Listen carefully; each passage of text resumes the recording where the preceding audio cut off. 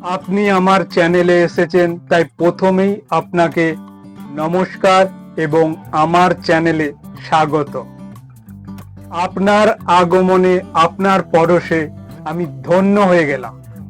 আপনি সারা জীবন খুব ভালো থাকবেন। আমি আপনার থেকে আশা করছি আমার এই ভিডিও সম্পূর্ণ দেখে আমাকে উদ্বুদ্ধ করবেন। ভিডিওতে একটা লাইক, কমেন্ট, শেয়ার করবেন।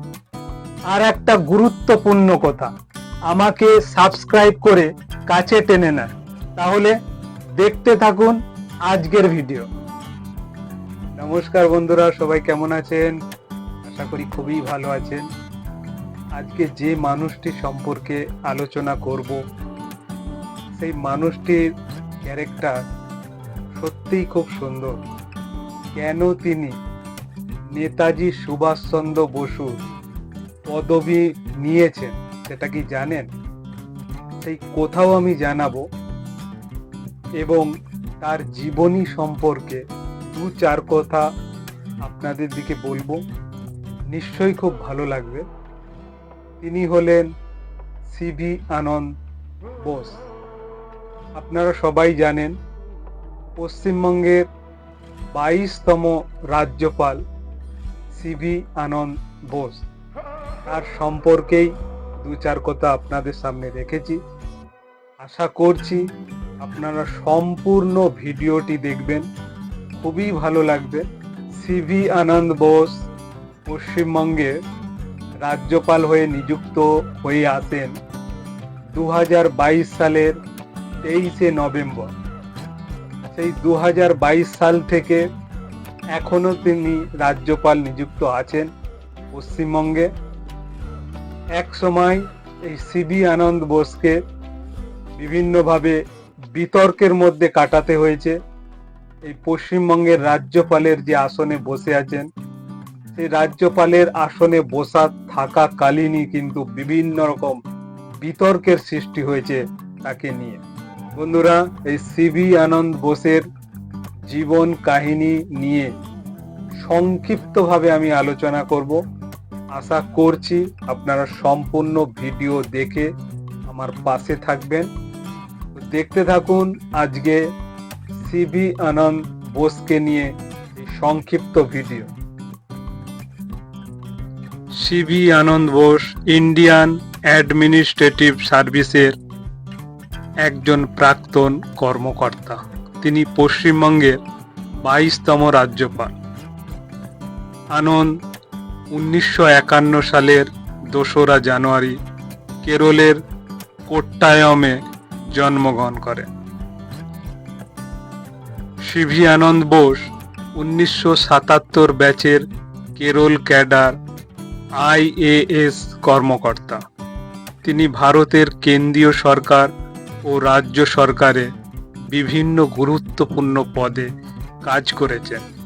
তিনি কেরলের মুখ্যমন্ত্রীর সচিব, জেলা শাসক, বিশ্ববিদ্যালয়ের উপাচার্য সহ বিভিন্ন দায়িত্ব পালন করেছেন। তিনি ভারত সরকারের বিভিন্ন প্রকল্পে যুক্ত ছিলেন। কাজ করেছেন মেঘালয় সরকারের উপদেষ্টা হিসাবেও। ইংরেজি, হিন্দি ও মালায়ালাম ভাষায় তার দক্ষতা রয়েছে।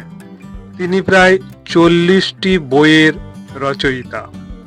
তিনি 29টি জাতীয় ও আন্তর্জাতিক পুরস্কার পেয়েছেন। শিক্ষা জীবনে 15টি স্বর্ণ পদক সহ তিনি 100টির বেশি পদক লাভ করেছেন। স্টেট ব্যাংক অফ ইন্ডিয়ার প্রবেশনারি অফিসার হিসাবে প্রথম চাকরিতে কলকাতাতেই তিনি কর্মজীবন শুরু করেছিলেন। এই সিভি আনন্দ বোস নেতাজির আদর্শে চলেছেন বাবা। বাঙালি না হয়েও বোস পদবীর রহস্য জানালেন রাজ্যপাল। পশ্চিমবঙ্গের নয়া রাজ্যপাল হিসাবে নিযুক্ত হয়েছেন, সে আপনারা সবাই জানেন। উনি প্রাক্তন আমলা সিভি আনন্দ বোস। বাঙালি না হয়েও তার পদবি কেন বোস হলো তা নিয়ে মুখ খুললেন প্রাক্তন আমলা, যিনি কেরলে জন্মগ্রহণ করেন। সেই সঙ্গে তার সম্পর্কে অজানা কয়েকটি তথ্য আপনাদের বলবো। একটু ধৈর্য ধরে আপনারা প্লিজ ভিডিওটি দেখুন, খুবই ভালো লাগবে। একাধিক বই লিখেছেন পশ্চিমবঙ্গের নবনিযুক্ত রাজ্যপাল। ইংরেজি, মালয়ালম এবং হিন্দি ভাষায় 32টি বই লিখেছেন, যে তালিকায় আছে উপন্যাস, ছোট গল্প এবং কবিতা। আবৃত্তিও করেন তিনি। জওহরলাল নেহেরু ফেলোশিপ পেয়েছিলেন পশ্চিমবঙ্গের নবনিযুক্ত রাজ্যপাল। সেই সঙ্গে মুসৌরিতে Lal Bahadur Shastri national academy of অ্যাডমিনিস্ট্রেশনেরও ফেলো ছিলেন। 1977 ব্যাচের কেরল ক্যাডার IAS অফিসার। কেন্দ্রীয় সরকার এবং রাজ্য সরকারে একাধিক গুরুত্বপূর্ণ পদে কাজ করেছেন। দীর্ঘ কর্মজীবনে মুখ্য সচিব, সচিব এবং বিশ্ববিদ্যালয়ের উপাচার্য হিসাবে দায়িত্ব সামলেছেন। স্বল্প মূল্যের আবাসন প্রকল্পের মতো গুরুত্বপূর্ণ প্রকল্পের সঙ্গে যুক্ত ছিলেন। এক সাক্ষাৎকারে বাংলার নয়া রাজ্যপাল জানান, তার বাবা স্বাধীনতা সংগ্রামী ছিলেন। নেতাজি সুভাষচন্দ্র বসুর আদর্শ তিনি মেনে চলতেন। সেই জন্যেই সন্তানদের নামের সঙ্গে বোস যোগ করার সিদ্ধান্ত নিয়েছিলেন সিবি আনন্দ বোসের বাবা। সেই মতো তাদের ভাই বোনেদের পদবীর শেষে বোস আছে। 2018 সালে বিজেপিতে যোগদান করেছিলেন। তারপর থেকে একাধিক উপদেষ্টা পদে কর্মরত ছিলেন।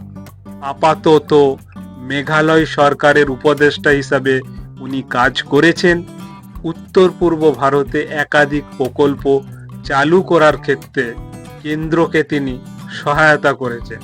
এখন বর্তমানে পশ্চিমবঙ্গের রাজ্যপাল। উনি 2022 সালের 23শে নভেম্বর থেকে তিনি ওই পদে আছেন।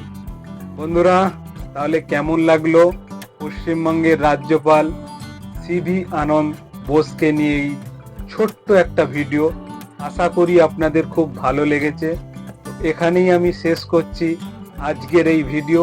সবাই খুব ভালো থাকবেন, সুস্থ থাকবেন আর সাবধানে থাকবেন। নমস্কার।